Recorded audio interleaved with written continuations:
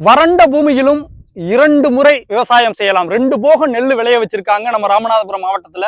முதல்ல என்னோட மாவட்டத்தை நான் முதல்ல மாத்திக்கிறேன்.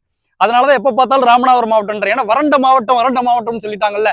இந்த வறண்ட மாவட்டம் என்று சொல்லக்கூடிய வறண்ட பூமி என்று சொல்லக்கூடிய ராமநாதபுரத்துலதான் நமது முன்னோர்கள் 2 முறை 2 போகம் நெல்ல விளைய வச்சிருக்காங்க. எப்படி ஏன் இப்ப நம்மளால விளைய வைக்க முடியல?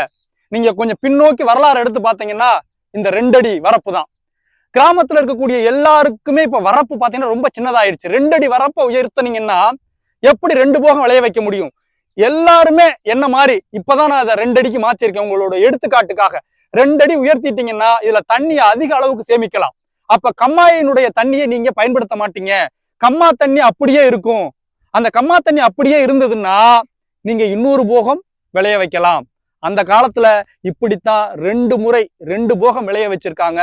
இந்த வறண்ட பூமி என்று சொல்லக்கூடிய ராமநாதபுரம் மண்ணிலிருந்து தஞ்சாவூருக்கு நெல் ஏற்றுமதி ஆகியிருக்கு.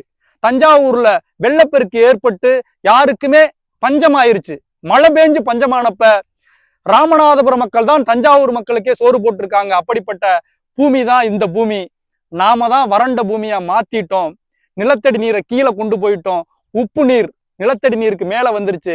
நிறைய விஷயங்களில் போராடி நாம் வறண்ட பூமியை நல்ல பூமியாக மாற்றுவோம். அனைவருக்கும் பகிருங்கள். நன்றி.